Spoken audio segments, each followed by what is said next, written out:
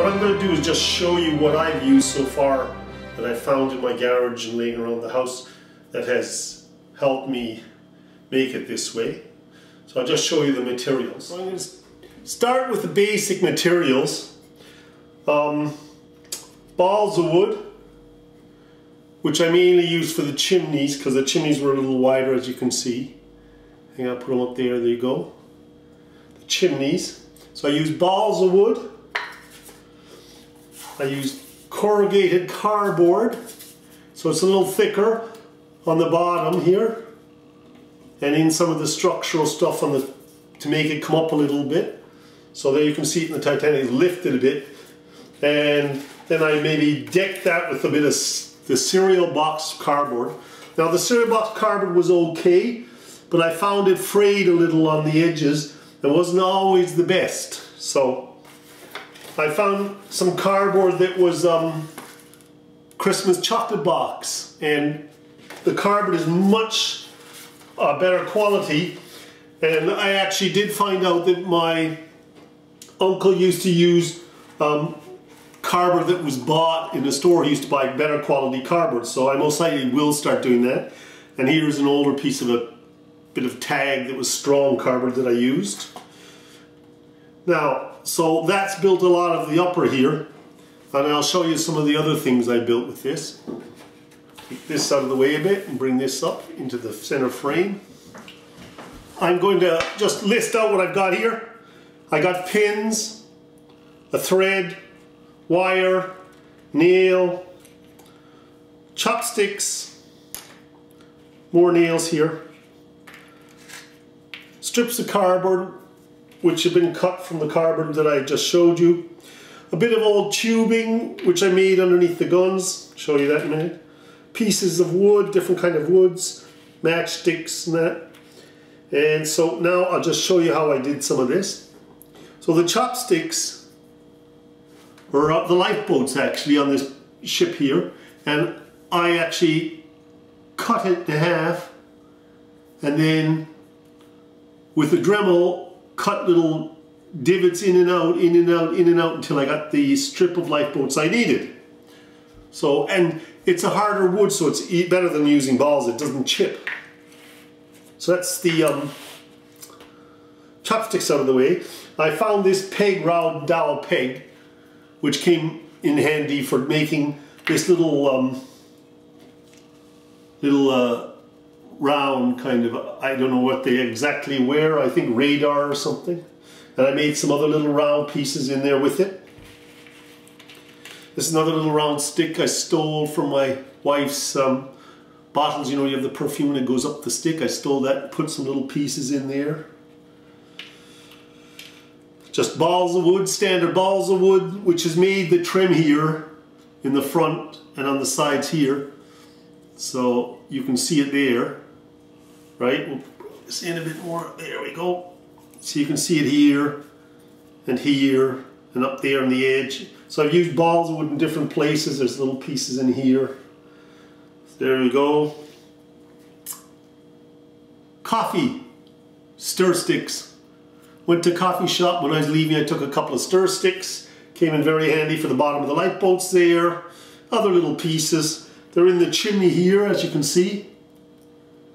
Oh, sorry, there you go. In the chimney, there's the chopsticks.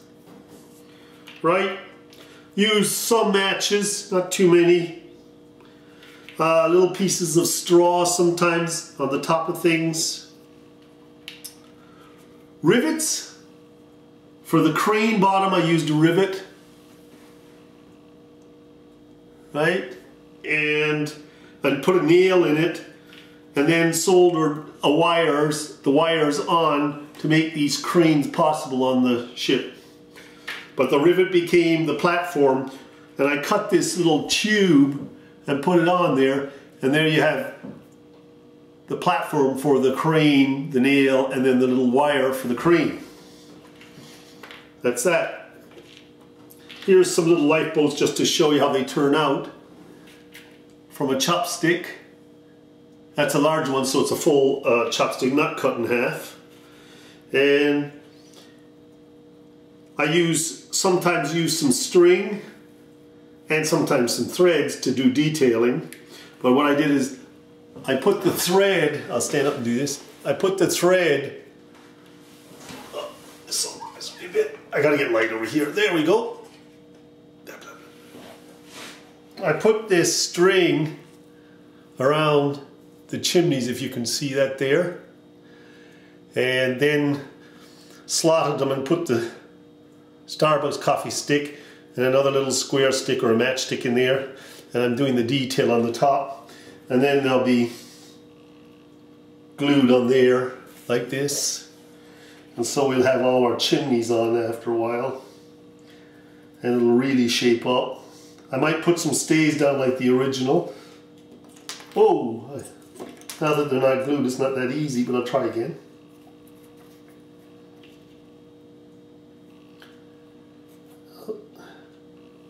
Just so you get the idea of it. And there you go. I used some thread on the lifeboats to put it across like a rope, and I do some down here for the stays. And here's the air vents on the boat are just these nails bent. I bent them over, and then I cut off I drilled a little hole and glued them in. And what's very interesting is these white plastic toothpicks, which I use for my brace in my mouth. I have a brace behind the bottom of my teeth. But I actually cut these and made them into, I'll zoom in here. I cut these little plastic toothpicks and made them into the tie-ups on the ship. So it's getting better. And there's the cranes with the pop rivets and the plastic hose underneath. Pop rivet, nail, and then soldered on a little piece of wire and then a lighter wire in to give it kind of originality. There's the chimneys, which are not actually glued on yet. And there's the back of the boat. As you can see on the lifeboats, there's a little cardboard sticking up, but there's the thread across the top. Give it a little bit more detail. This is more like kind of, you know, the way you had trench art, where they worked under incredible circumstances. This is more like house art, where you work with what materials you have. And, you know, I'm not trying to make the ship perfect every detail. I'm trying to replicate the ship as good as I can with materials existing in the house. It's just a fun thing to do. And my uncle used to do this as well, which I will show you in a minute. I'll show you a ship of his. Here's the ship that my uncle built, the Prince Eugene, the escort for the Bismarck. And it's all out of balls of wood, and all the turrets are made out of cardboard, and this lifts off, and inside you can put a battery and run a motor. So there you go. It's an amazing piece. I'll show you close up.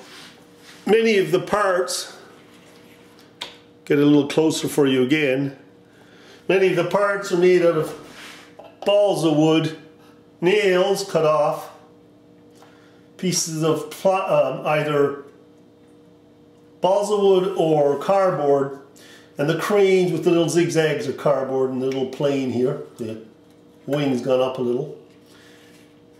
Now this boat goes way back, most likely 1970s or 60s or 70s.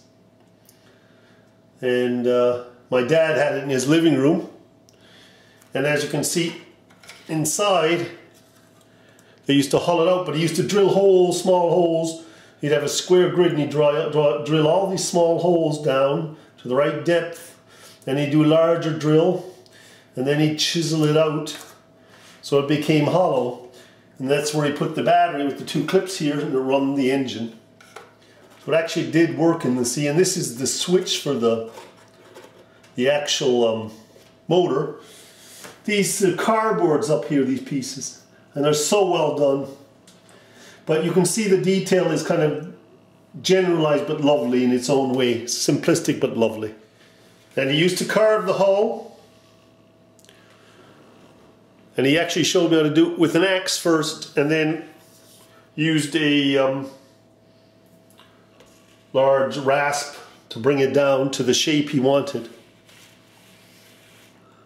Later on he did ships for captains and for museums.